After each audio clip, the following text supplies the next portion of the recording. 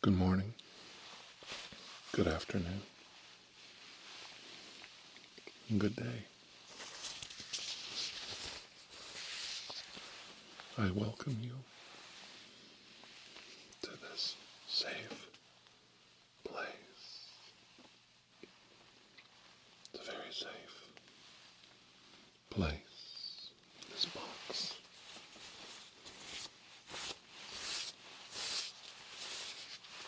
Would you like to join me here? Come on. Come on. I'll bring you in. I'll bring you in. Here.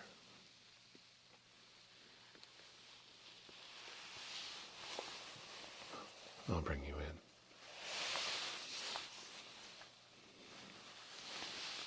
We're here. Together. There is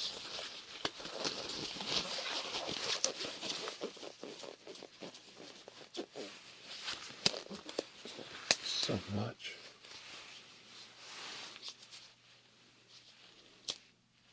to worry about outside of this world that we can't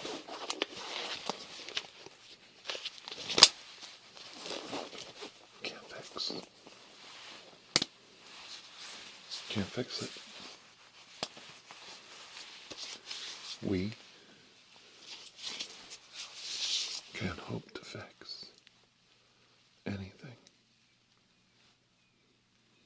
outside this safe space. But we will struggle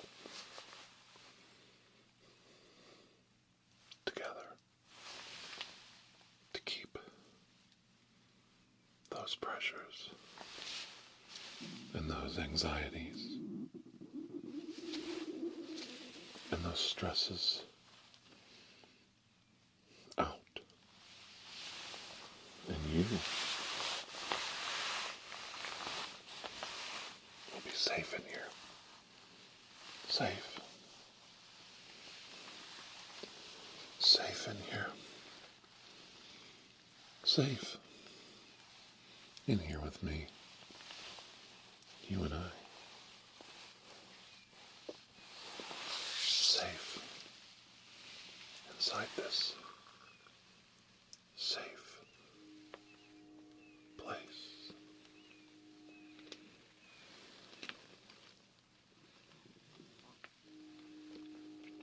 It's raining outside.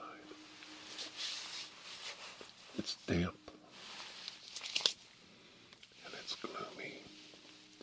But in here it's dry. Dry. See how dry it is? And it's warm. Very warm. Safe. And warm inside this place.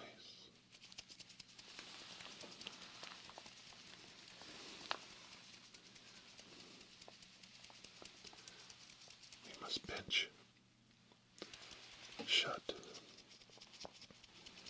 the edges of our safe place. Pinch them shut. Pinch shut the area all around the perimeter of our safe place. To keep everything out. Keep it out. Say it with me. Keep it out. Keep it out. Don't even speak of it.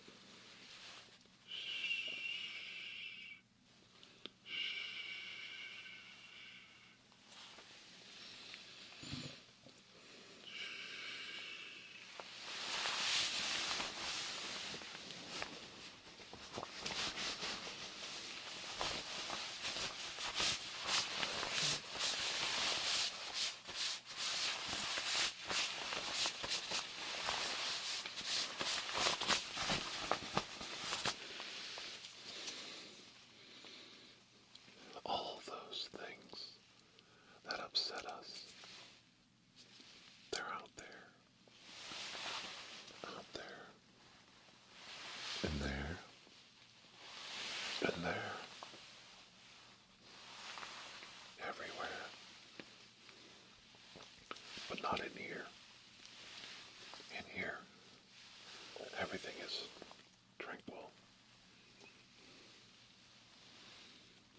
Tranquil. Breathe in slowly through your nose. Out your mouth. Don't hold it long. Don't strain yourself. Don't stress. Calm.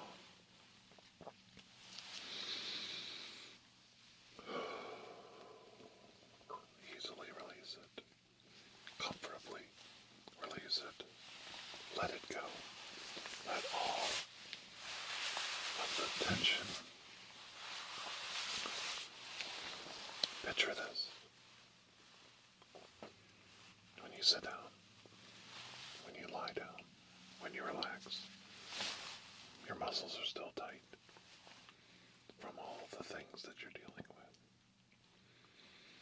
You take a deep breath in your mind, not your body, in your mind. You release it. See that? Then do it again. Then do it again.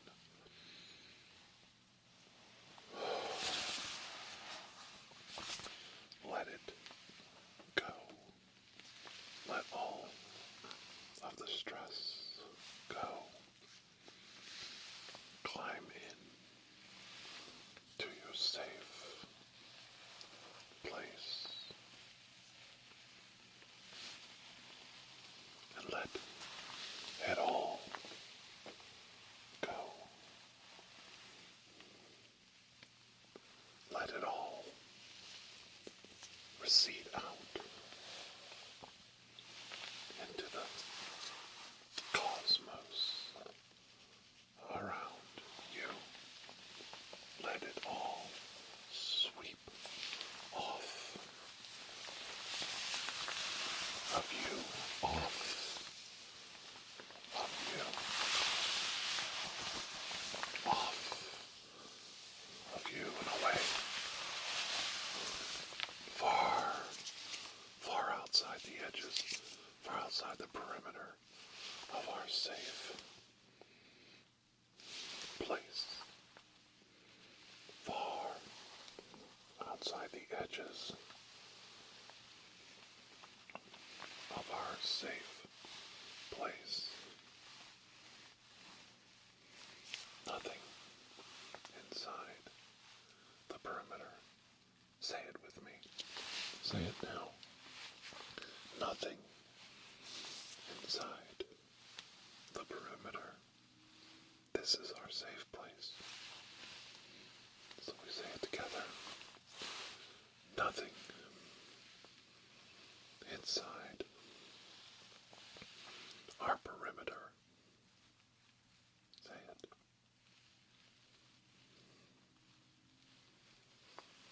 Nothing inside our safe place.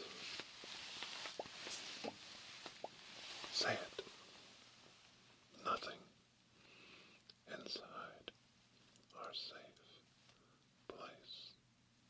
Say it again. Nothing inside our safe place. And in this square, tiny, cubicle arrangement, there is nothing out there that can come in here. And this does not interfere with your beliefs, the facts of the universe, or your upbringing. You're not offending anyone or anything. You're not violating any laws of nature, science, or religion here. This is merely an exercise to limit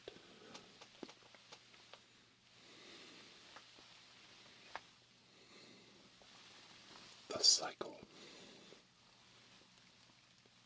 of self-inflicted abuse and harm that we cause ourselves every day by allowing intrusive thoughts, media, the news, the politics of the day, the world around us. We allow it to pollute and buffet across our bodies, across our minds, across our face, across our hearts.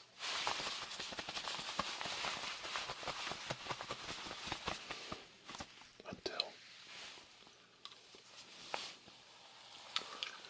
we have no resistance, no defenses, like water dripping down onto rocks. Eventually the rocks, they wear down.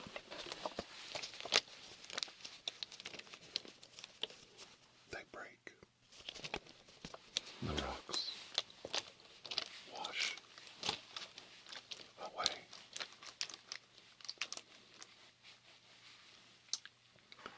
And that's where we are left. Sand.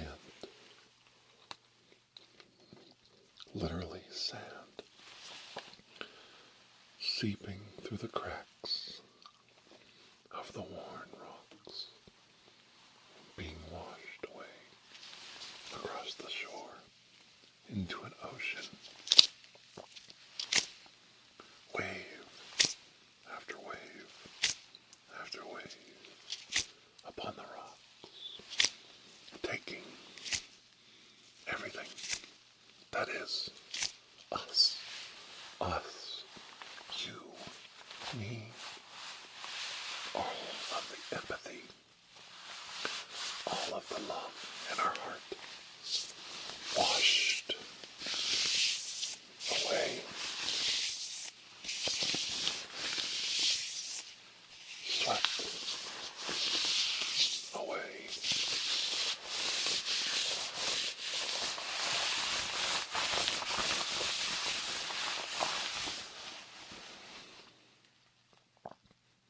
Until there is nothing left that you can say is you, and only you. And that's not right. That's not okay. And that's why you're here. Inside this very, very, very, very safe place. And that's why you came here today.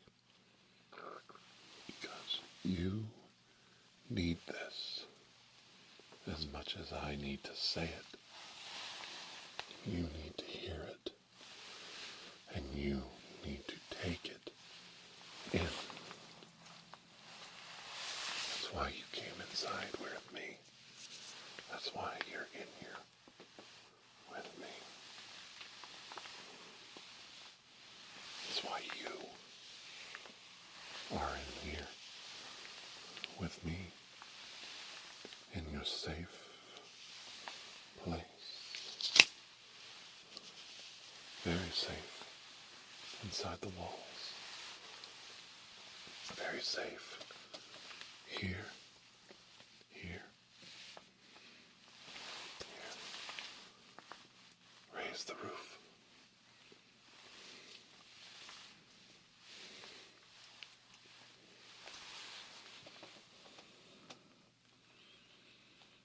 Your home, and the home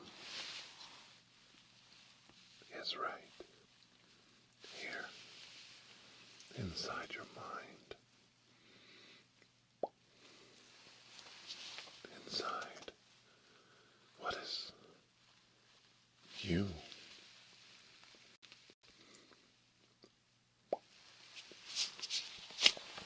You are inside your mind.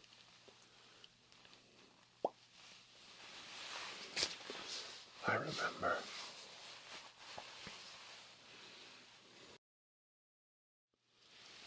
watching the movie V for Vendetta.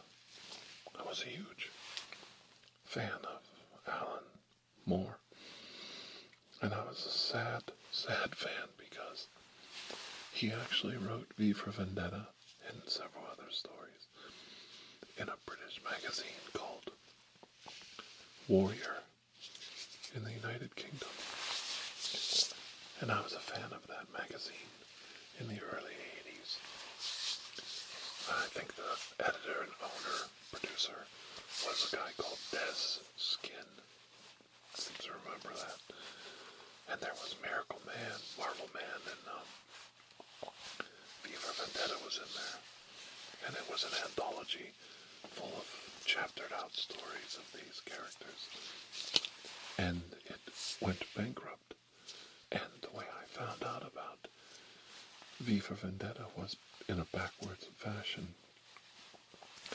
An American company started selling comic books with Marvel Man, a story that was in the Warrior magazine, alongside V for Vendetta, both written by Alan Moore.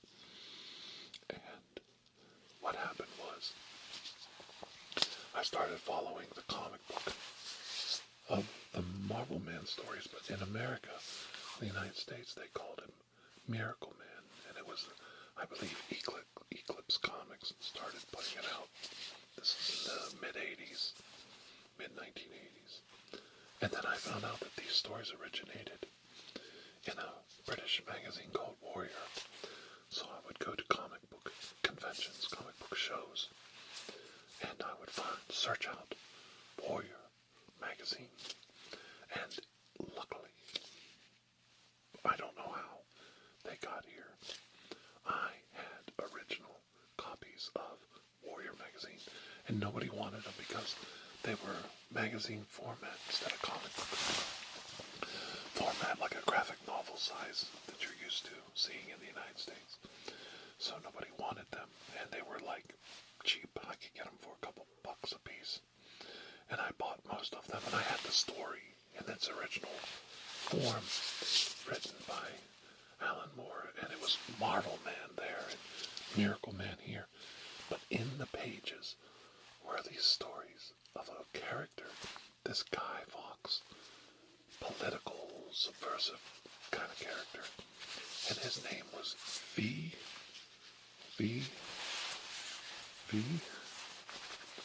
for Vendetta. And I absolutely fell in love with this character, the subversive, anti-government, anti-establishment, anti-authority. Of course, V was his own form of authority. And how was V going to overthrow the government yet not establish his own authoritative dictatorship, his own system on top of it? How was V going to do that? So that was the question. Okay, it's easy to be a subversive or anti-establishment, anti-government, anti-authority figure. It's okay to be an anarchist, I guess, in a perfect world. As long as mommy and daddy's trust fund pays your utility bills and your rent.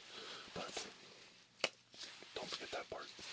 But how do you run a free and open society when you use the tools of the dictatorship that you're overthrowing to bring about justice and reform? And that was the fascinating part of the V for Vendetta series, which, right after I started procuring the original Warriors, once I had discovered V for Vendetta, an ad in a DC Comics, the Superman side of comic books, all of a sudden I see, out of the blue, never read about it, that they're going to do a limited run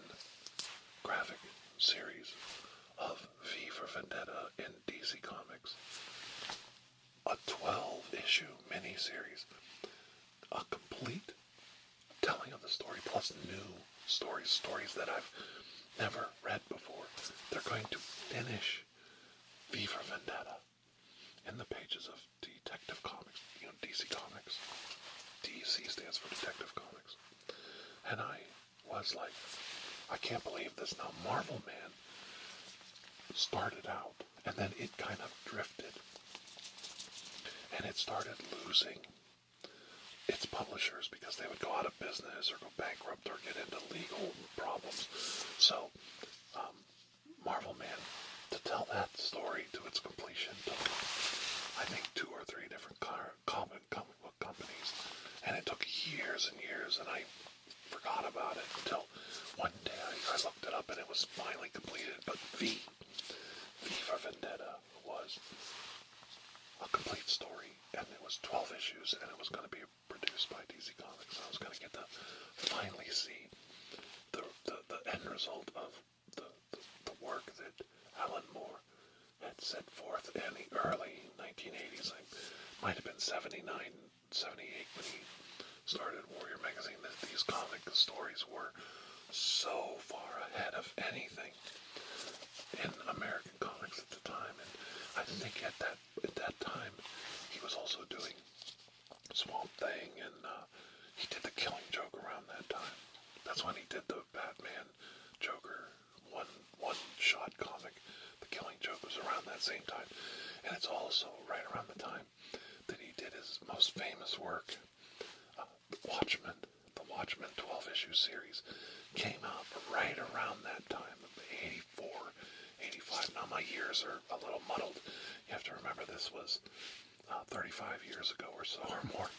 Some of this was 40 years ago that I'm talking about. So if I make an error in my years, please, I apologize. But to all my UK friends and supporters out there, I need you to know that I voraciously searched out these stories in these British magazines, these comic books, and they were not finished. I thought if I could find the original British United Kingdom's magazines, I could read to the end of the story, and to find out to my dismay that V for Vendetta and Marvel Man, Miracle Man ended because the magazine was defunct was such a shock to my system. So therefore I had to think outside the box again. The first time I thought outside the box was, I'm going to seek out the original stories and see how they ended. And, get ahead of the comic story here. And of course I couldn't because it was never completed. And now I am seeing it unravel before my very eyes in a company, DC Comics in the United States. And over the course of a year, I had to wait every month for the new V for Vendetta comic to come out. I waited for years to see this come out. And of course I had to start back at the beginning. And I had to read through it all again. And some of it was changed here and there, just little things. But basically the story was complete. And the part I loved about it was it completed. It had a beginning, middle, and end story. It was encapsulated, and it told a story of a fascist Great Britain that had to throw off, cast off these chains that were around it after a nuclear disaster, I believe, that they survived, and they had to reclaim their freedom as a people and as a society. And it was a beautiful, beautiful story. I know some people may not see it as a beautiful story, but I pulled a lot of my philosophy, a lot of my teachings that I try to help you with, the staying inside your own little cube, keeping everything out, protecting that 1 inch of your heart and soul, that 1 inch of your psyche, that little tiny sugar cube. If you've been watching me for years, that's where that came from. That one little tiny part of you that you have to protect. That came from, that was birthed from, my teachings come from Alan Moore, a guy that wrote comic books, taught me to protect myself. Hold on to that little tiny 1 inch of myself that they can never take away from me. No matter what happens out there, outside this box, they can never take this away from us. From you. It's not even about me. I am just the teacher. I am just facilitating this, showing you another way, showing you another path. You own this. This is you, not me. You own this. This is your world, your safe place, your safe place from all of the rabble and the noise and the pollution around you. And you're safe here. You'll always be safe here.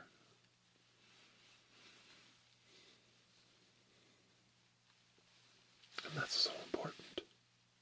And it's so important that you remember that. And I envy you. My journey took years to get here, and I'm telling you this now in the hopes that you will take it further than me and help others along the path. And here's the thing about V for Vendetta, the original story, and why I brought it up. In the movie, they changed a lot of things. I think their name is the Wachowski brothers, or they're girls now. I think they're trans people, which is fine. So I don't want to insult them. But the Wachowski brothers, the people who did The Matrix, they did V for Vendetta as well. And it had unbelievable fight scenes, unbelievable choreographed violence and action to just show you the depravity of man and what people are willing to do for an ideal, to either protect their power or to usurp that power. The level of violence that people will go to stop someone or to hold on to their power is mind-numbing to me. What does it take to get an enemy to stop? And the truth is, you will never know until you reach that level, till you reach that point. You kill and destroy so many human lives, but it doesn't make a difference. It's only until you reach that spot, that level, that they call it quits, that you've won. And to be honest, that level, that amount, that number, it changes so fluidly, and we never know where the line is. We don't. We just don't know. And everybody wants to take the pat on the back using hindsight, but at the time, when you're in the middle of the battle, when you're in the middle of the war, when you're in the middle of the ideological fight for your life and your freedom, the truth is, you don't know where the end is. You can't see it, because the only way you can stay sane, the only way you can protect your psyche, the only way you can hide your heart is if you stay inside this box. That's how they do it. If you bleed out your heart, if you allow your mind to accept the violence that you've had to commit to attain your results, you'll go mad. It will be so massive, so huge an amount of stress and hate and ugliness that your empathic soul can't fit it all inside this box. It won't fit. And you'll be outside your safe place. And when that happens, you'll crumble. You'll literally crumble into the sand, washing between the broken rocks. There'll be nothing left of you. Your heart empty, your mind shattered like glass, like tiny bits of glass and sand, draining away. Do you see? You must protect yourself, sometimes from your own self. That's the second part of this. And there was a story inside the movie V for Vendetta, where the brave little girl, it was played by Natalie Portman, and Stephen Fry was a older scholar who took her in, protected her, while she was trying to sort out what V's agenda and what V's plan was, and her part of it. And he had a book.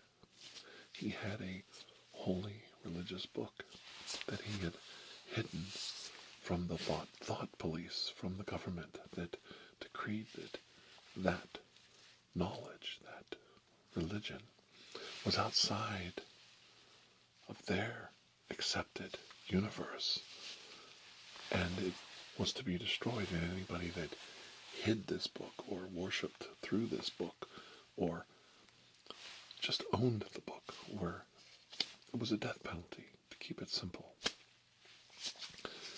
And Stephen Fry's character showed Natalie Portman the book and exposed himself to potential death, a death sentence for owning a book. And it really stuck with me that this man was willing to share this knowledge with a relative stranger in some ways that he didn't know that well. And maybe it's because he was tired. Maybe it's because he knew the book was worthless unless somehow others knew if he could pass on that knowledge, if he could somehow broaden others' horizons. You have to make change in society, in the world, and it has to be incremental, tiny changes. It can't be all at once. Big shifts and huge changes, they crush in the edges of our perception of reality. They crush our safe places, and they leave us, once again, feeble and weak and apt for corruption and destruction. And I think he just was tired of being alone with the knowledge that he had. And she said, well, you're not a person who worships through this book, and that you don't even believe in that God. And he said something, and I probably am not saying it exactly correctly, but it hammered home with me.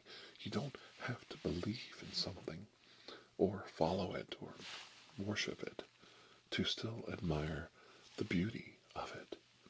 It was a beautiful, ornate copy of that religious book, and it was the beauty of it. It was the fact that humans sat down with pens and quills and paintbrushes and made this ornate, beautiful piece of art. He was trying to tell her that it doesn't matter what's inside it, it's what you do with it. And I could still admire it for the beauty that it is. We can still admire the tiger and the lion, but keep a safe distance so that we do not become its prey. You have to use your mind. You have to use your intelligence. The book is harmless. It's what people do with the book that's dangerous. It's what people do with ideas that are dangerous. And Stephen Fry probably thought he was telling a very beautiful part of the script, and I'm sure that it agreed with his beliefs, because I know for a fact that he's an atheist. And he was protecting a religious book because of the value of it, not because of the ideology of it, not because of the belief in it. And I found that compelling, that it's not the book that's dangerous. It's not the art that is blasphemous or incendiary.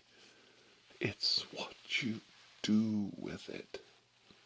It's the harm that people cause with it. And it really hit me. It really shaped my young adult life. I was in my late 20s, early 30s when I saw that movie. And it struck me so powerfully.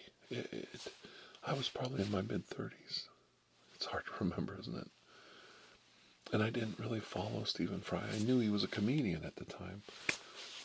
Jeeves and Wooster. I didn't know anything about his politics or his personal life. And it just hammered me to think about that we go after the wrong things in life. We allow ourselves to punish ourselves for the wrong things. And we follow the wrong gods. We follow the wrong ideologies. And we allow things. We give allowance to these things because we think we're on the right side, or we think we're doing the right thing or the greater good, when we should be thinking about the harm these things do, because we've let the genie out of the bottle at this point. And we have to be resolute in our wisdom and our science and our knowledge. We can't let these things corrupt us and destroy our safe place, the safe place. And it does matter. It's not the book. It's not the gun. It's not the knife. It's not the runaway car that kills. It's not the bomb. It's us. It's what we do with it.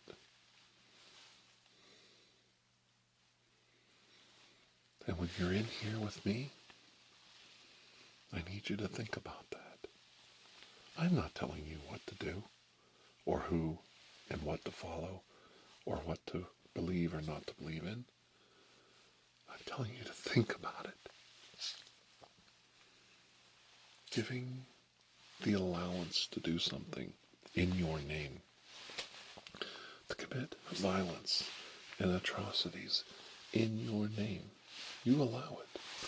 And when you do, you're giving power away to somebody, to something, to an idea. And is that really what you wanted? Is that really what you thought was going to happen? Because if it wasn't, you need to take back some of that.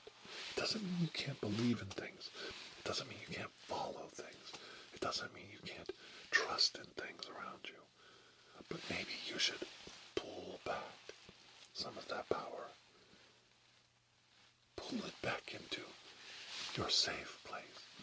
Don't allow everyone and everything to take everything away from you until your arms are shackled and they're dragging you from your safe place.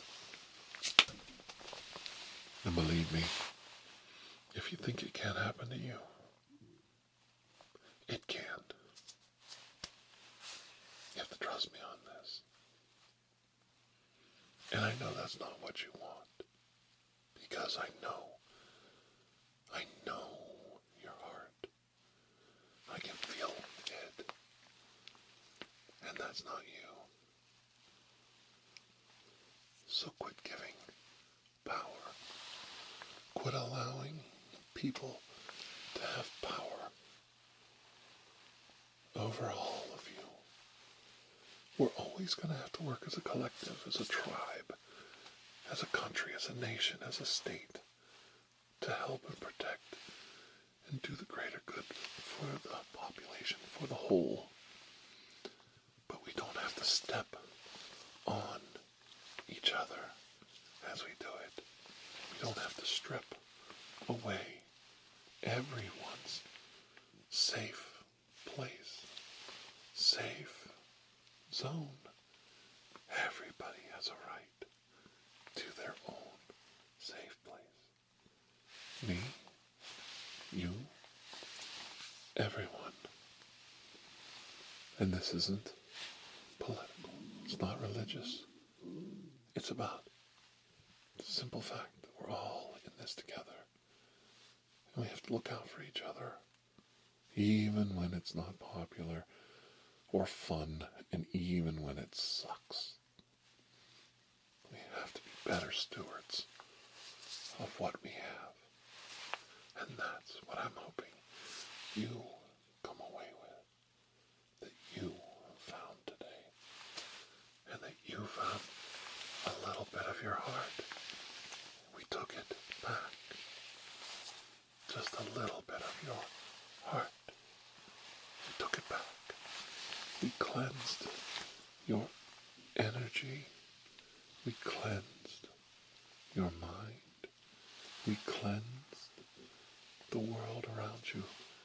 And we rebuilt the framework of your safe place, your safe room, the safe spot that you go to. And you're back to feeling comfortable, happy, safe, in the knowledge that you are right in your heart.